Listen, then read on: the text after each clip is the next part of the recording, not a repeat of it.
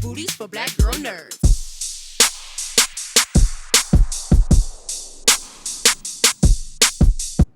Thanks so much for taking the time to speak with me. I appreciate it. Pleasure.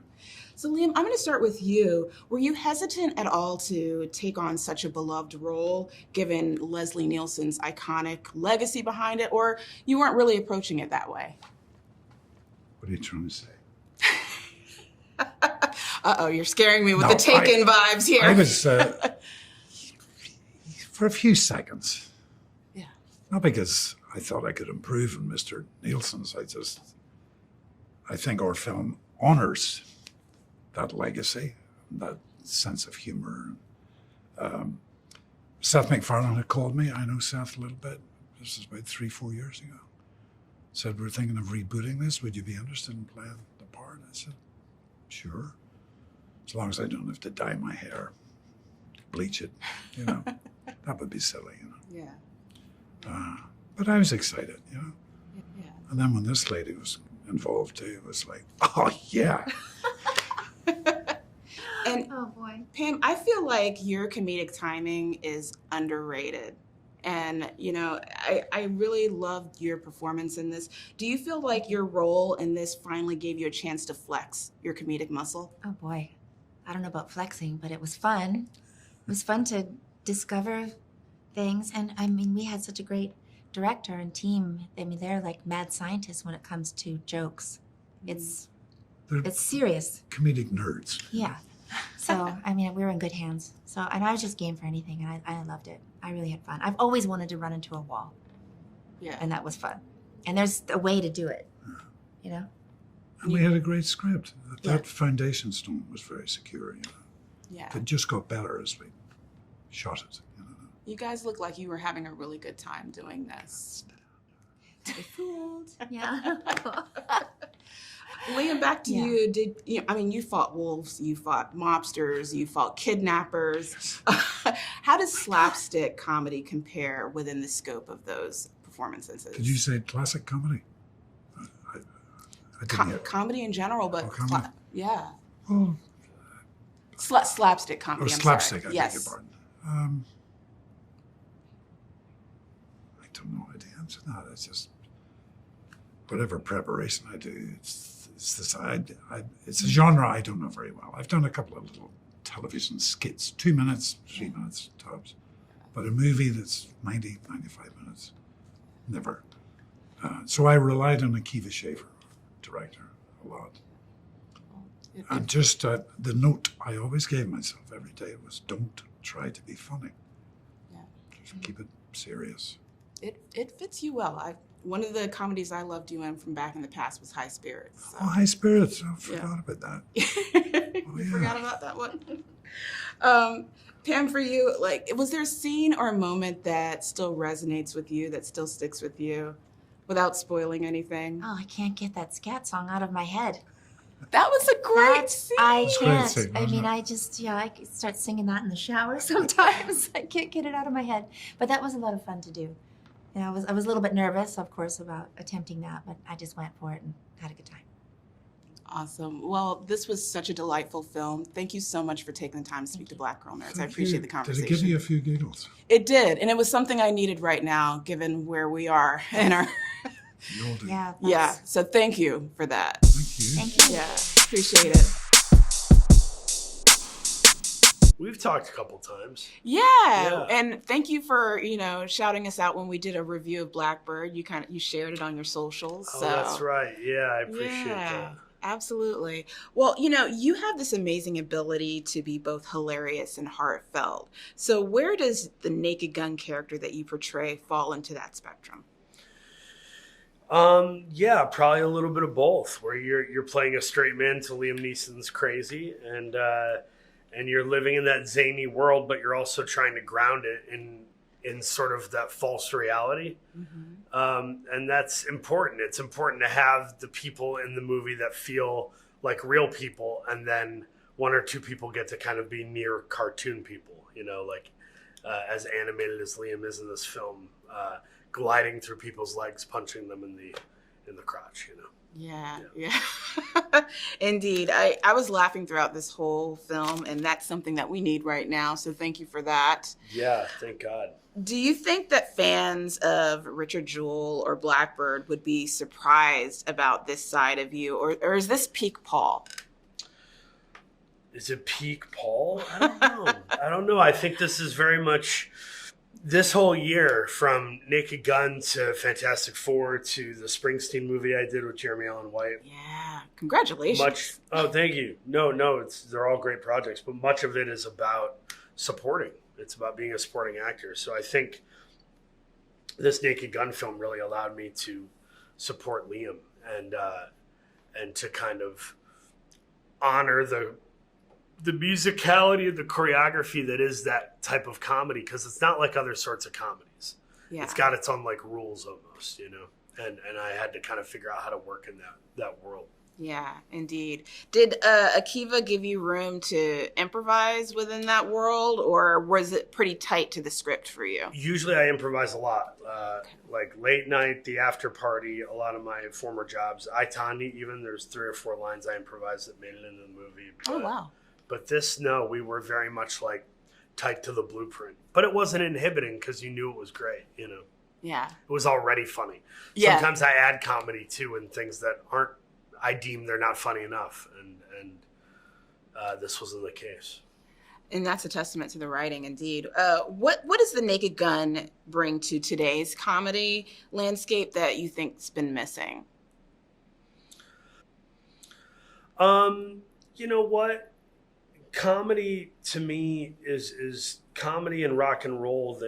They're very similar in that they really shouldn't be given guardrails. They really shouldn't be given a lot of instruction. It kind of has to breathe and be its own beast. Because the moment that you make it conservative or you judge it, it becomes less funny.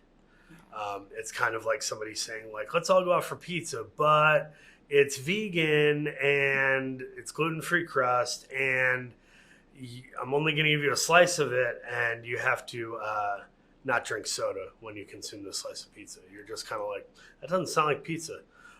So I think like I'm very much looking at this like it's not a political one side or the other thing. It's very much a thing of like there's a freedom of comedy. There's a silliness amidst very unsilly times. And that's worth embracing to me. I really think this movie is an off-the-wall, laugh-out-loud, slap-your-thigh comedy. And I think we have quasi-comedies now, but I don't know that we have full-on comedies like this. I have to tell you, it was definitely a laugh-out-loud, slap-your-thigh kind of comedy for me, and I really hope that audiences embrace it the way I did when it comes out in theaters. So I so appreciate that. Thanks so much for taking the time to be Black Hauser. Yeah. Hi. Amy. Thanks so much for taking time to speak with me. I appreciate it. I was going to be disappointed if you weren't wearing glasses. Obviously, we both have glasses, but when you have nerds right in the title of your... Exactly. If you don't come in and go, hello, fellow nerds. It's part of our logo. It's a part of our branding, so I have to have the glasses. But I do really need glasses. I feel like I'm allowed to talk about it as a fellow nerd. Yep. Well, I'm glad to speak to both of you. Akiva, I've been a fan since Lonely Island Guys, so it's really a pleasure to speak with you. Well, thank you. I'm happy to hear that. Yes. First of all, Akiva, the snowman scene, the inhaler, what the snowman does with the inhaler. Was that inspired by the film The Hand That Rocks the Cradle? That's a one-word answer, yes. I knew it. Okay. Anytime someone brings up the snowman in one of these, I just want to say, please don't spoil it. Please don't mention it until after the movie has been out a little, just because it's one of the few truly surprising things in there. Okay. But, all right. I'll run this after the film. Yeah, I will. Yeah, but it was Hand That Rocks the Cradle. Yes. Yeah. 100%. And I only know that because I saw the movie recently, and I'm like, I wonder if that was inspired by that. Well, I suffered from childhood asthma, and so that scene really resonated with me. when I saw it back when that movie came out. So it stuck with me. I don't think I've seen it since, and I still just think about that scene sometimes. So you never know how something will get stuck in there and later come out 20 years later, 30 years later. Yeah, Wow. please. That's so interesting. That's awesome. Well, Erica, over to you. What was the first creative spark that made you want to do the Naked Gun film and bring it to life? I think the conversation that Seth MacFarlane and I had when I first started at his company, Fuzzy Door, is that he said that he and Liam had discussed doing this movie, redoing this movie, thinking about what it could be. And I think Seth's point of view about that, and certainly I think Liam's, but from a producer's point of view, was he hadn't spoofed himself. He was a guy with this amazing sort of stature and gravitas, and he hadn't done a lot of comedy. In fact, very, very little. They had worked together on Ted 2 and A Million Ways to Die in the West. So they knew each other.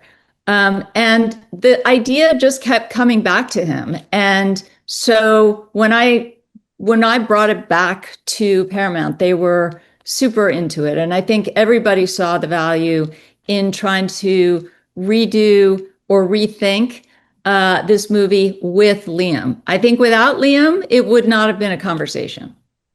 Yeah, and Liam brought his A game in this one. He is so funny through and through. Akiva, back to you. Were there any jokes or ideas that were so out there that they didn't make the cut? Oh, wow. I'm sure I mean, yes, there definitely was, but what were they? We had a set piece that we wrote do you mean, let me just preface, do you mean that we shot and that we deleted? Yeah. Oh, okay. Yeah. And that's a different thing. I was going to say something from the script. The stuff, it wasn't really that they were out there, but there was things, it was all just for momentum. These movies have to be so short. Like part of what, I realized, honestly, this was from researching when we were making Pop Star, was that all my favorites in the genre that is just trying to make you laugh as hard as possible and get out, they're all under 90 minutes. They're really fast because they are asking so much of you to be telling you a joke every, 10 seconds. And so, Pop Star's under 90 minutes, this movie's under 90 minutes. And so momentum is so key in these. So we got rid of lots of stuff that I found funny that will be on the DVD. And they were just little jokes peppered throughout. But there was one specific one that I'll tell you, but it won't be that interesting unless someone's seen the movie.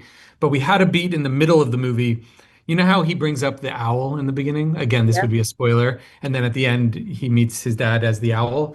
We had a beat to remind the audience of that in the middle when things are going badly. He looked at a picture of Leslie Nielsen again and kind of checked in with his dad and said, sorry, things aren't going so well, but please remember, if you're proud of me, send me an owl. And then he looked over and saw like a mystical wolf, and the music started playing, and it was this magical staring this wolf in the eyes, like, wow. And then he goes, yeah, like that, but an owl. So he gets really specific about the kind of spirit animal. The animal he wanted. Yeah, exactly. And some people really liked the joke, but it was just a pacing thing where it was like, no, they'll remember the owl from the beginning. Let's just keep moving forward. Well, the owl scene was hilarious. I mean, every scene was just out there, but yeah, the owl scene was that brought it to another level with the hilarity of it all. Well, thank you so much for taking the time to speak to Black Women. Of course. I really appreciate the conversation. Great job with this one. Thank you. Thank you. Bye. Thanks for liking it.